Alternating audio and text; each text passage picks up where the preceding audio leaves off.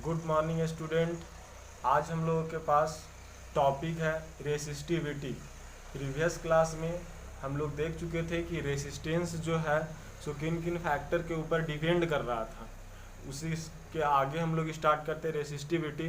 तो रेसिस्टिविटी हम लोगों के पास होता है, समझते हैं इस चीज़ को हम लोग कि अगर मान के चलिए कि आपके पास कोई 1 मीटर लेंथ है ना का कंडक्टर है, तो 1 मीटर लेंथ का कंडक्टर कहने का मतलब ये जो कंडक्टर है इसका लेंथ अगर 1 मीटर हो और यहाँ पे एरिया ऑफ क्रॉस सेक्शन कल हम लोग बात कर चुके थे कि क्या होता है सो, और ये area of cross section 1 metre square हो और इस कंडक्टर में अगर जितना रेसिस्टेंस ऑफर किया जाता है इस कंडक्टर के द्वारा, उसी को हम लोग रेसिस्टिविटी कहते हैं।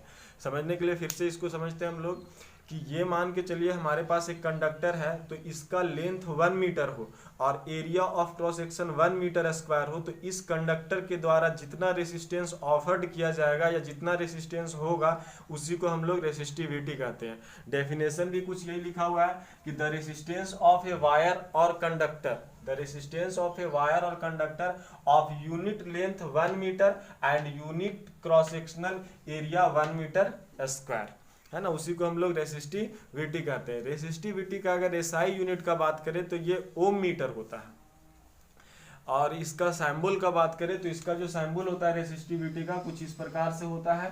तो जो यहाँ पे है आपके पास कि सैम्बल जो होता है उसका ये होता है। अब कल हम लोग देखे थे कि रेसिस्टेंस जो होता है, दो बात हम लोग कल देखे थे कि रेसिस्टेंस जो होता है सो लेंथ का डायरेक्टली प्रोपोर्शनल होता है, और रेसिस्टेंस जो होता है सो एरिया ऑफ क्रॉस सेक्शन का इनवर्सली प्रोपोर्शनल होता है। तो यहाँ पे वही बात लिखा हुआ है कि the resistance of a conductor is directly proportional to its length. करने का मतलब आर डायरेक्टली प्रोपोर्शनल लेंथ का होता है, इसको इक्वेशन 1 माने, और the resistance of conductor is inversely proportional to its area of cross section. तो आर जो है सो एरिया का इनवर्सली प्रोपोर्शनल है। इसके बारे में हम लोग देख चुके थे। अगर ये इक्वेशन 1 और 2 को आप देखते हैं, इसको कंपेयर करते हैं, तो आपका आ जाएगा फ्रॉम इक्वेशन 1 एंड 2, तो R equal to directly proportional का सैम्बल L बाय A। अब ये डायरेक्टली प्रोपोर्शनल को हटाने के लिए हम लोग प्रोपोर्शनलिटी कांस्टेंट का यूज करते हैं, जो हमारे पास रो है उसी को हम लोग रो को ही रेसिस्टिविटी कहते हैं। तो equal to R equal to rho L by A, where rho is a proportionality constant known as resistivity. यहाँ पे जो कांस्टेंट का यूज करे हैं उसी को हम लोग रेसिस्टिविटी कहते हैं। इसके आगे हम लोग बात करते हैं कि ये ओम मीटर कैसे आता है, और इसका अगर हम लोग डेरिवेशन करते हैं तो वो किस प्रकार से होगा।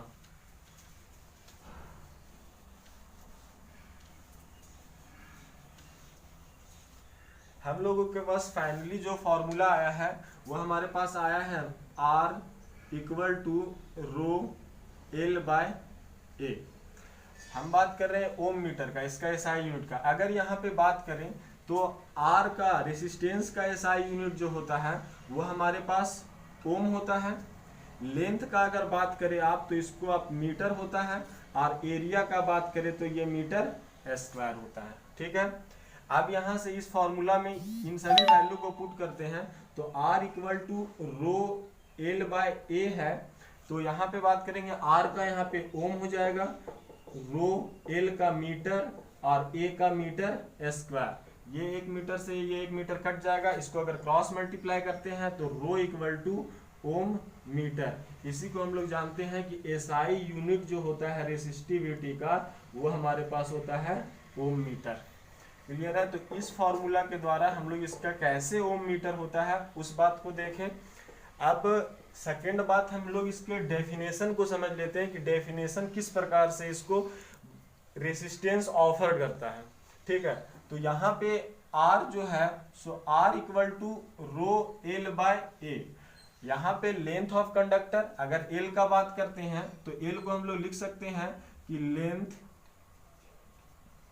Length of a conductor A जो है सो एरिया ऑफ क्रॉस सेक्शन और R जो है सो रेसिस्टेंस ऑफ ए कंडक्टर। हम लोग कुछ इस प्रकार से समझते हैं। हमारे पास इस डेफिनेशन का बात कर रहे हैं, हमारे पास एक कंडक्टर है ना, इस कंडक्टर का जो लेंथ है वो 1 मीटर है। इस कंडक्टर का लेंथ जो है ये एल जो है इसका 1 मीटर है। तो यहाँ पे एल को हम लोग माने थे, अगर इस फॉर्मूला का बात करें तो रेसिस्टेंस, और रो जो है सो रेसिस्टिविटी कांस्टेंट है, वो तो आपको पता है। अब ये 1 मीटर और ये एरिया ऑफ क्रॉस सेक्शन जो यहाँ पे है सो 1 मीटर स्क्वायर है। समझिएगा इस बात को। R equal to rho L by A. अब ये डेफिनेशन बताता है कि the resistance of a wire और conductor unit length 1 metre and unit cross sectional area 1 metre square.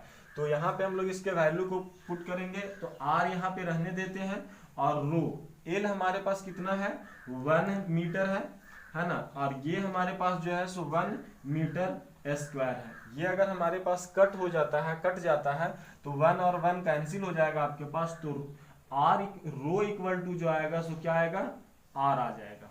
कहने का मतलब यहाँ पे क्या हुआ कि आर जो होता है सो ये रेसिस्टेंस था, तो रेसिस्टेंस ऑफ ए कंडक्टर है ना, resistance offered by a conductor in length 1 metre and area of cross section 1 metre square, उसी को हम लोग क्या बोलते हैं रेसिस्टिविटी बोलते हैं।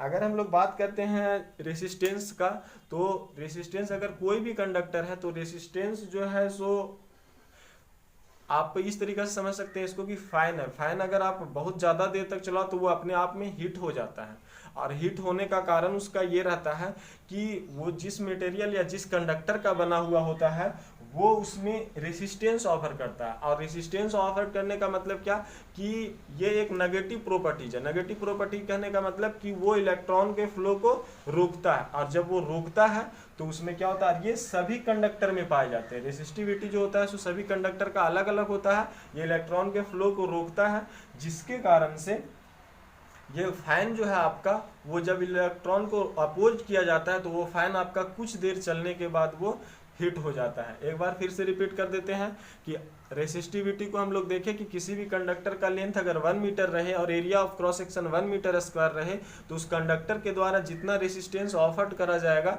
उसी को हम लोग रेसिस्टिविटी कहते हैं।